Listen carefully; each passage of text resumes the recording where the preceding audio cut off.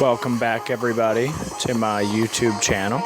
This is Mark Harmon from www.marklove1769.tumblr.com. Hope y'all been enjoying the videos thus far. So in this video, part 2 of 3 parts, leg exercises or leg stretches, specifically with the Atlas roller, I'm demonstrating further how to roll out the quads, and I'll show the hamstring. Also, you can do a seated T-band stretch and also rolling out that fascia. Very similar to devices that you've seen, like let's say the stick or the tiger roll or whatever. My device is just a little bit different. I think it obviously does have a better job. As you can see, you can get many different angles. You can really press in there, and it's much more, friendly to the actual tendons, ligaments, tendons, the myofascia, all of that stuff. See, the other things that you're using, the other tools, they're a little bit more abrasive. They may not feel as good on everybody's skin, but I guarantee you, I've never had a complaint on using that device on the shin, on the front of the lower leg, and either the calves. So I had just done an exercise, a squat, and I'm really quickly getting there and rolling my back out, okay? So when I'm rolling my back out, I'm really concentrating. See how the lower back, I'm getting that first, kind of loosening that up, and I'm going from back or the lower to the upper. So you'll start with that form that you saw in earlier videos, and you can put your hand position however you want, and then go up, reaching far back so you can get your neck. Always have shoulder arm for the neck support. Then transition to the right below the knee and then right above the knee. So if you want to use specific terms, so you'll do superior and inferior. So whenever, and the angle's coming up soon, but whenever you're doing just that popliteal nerve, you can start off distal to the actual knee cap, and then you work your way up, okay? So see, you can also start on the hamstring and then work your way down to the kneecap and go distal about midway down that calf. You can also do a different transition. You can go all the way down to the Achilles tendon and then just really roll that out if you're having Achilles tendon issues, which I've seen that runners have had issues. I actually specifically trained one guy that had a complete tear of his Achilles tendon, and he used the Atlas roller, and he used some of my techniques, and he loved it. Actually, he was just laughing while he was doing it because it felt pretty good. It felt bad but good, bad in a good way.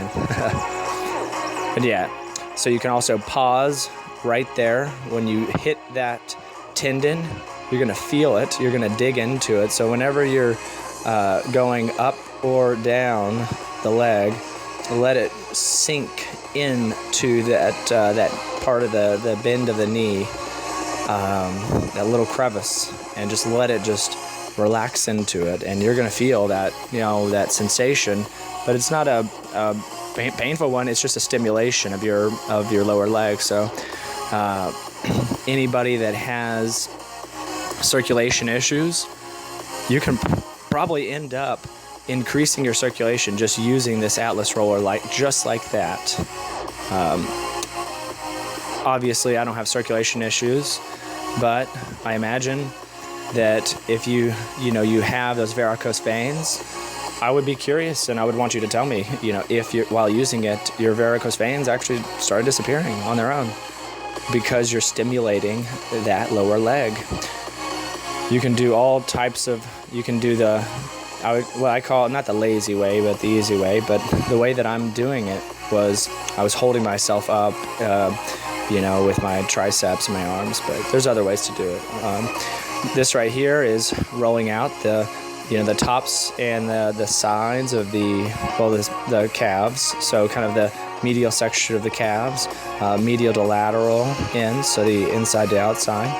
And then you can, just sit there and roll out, like just relax, you know, after you do a set, after you do a squat set, after you do a lunge set, after you do any type of, muscle straining set, just sit down there, start rolling out that muscle, breaking up all that tension.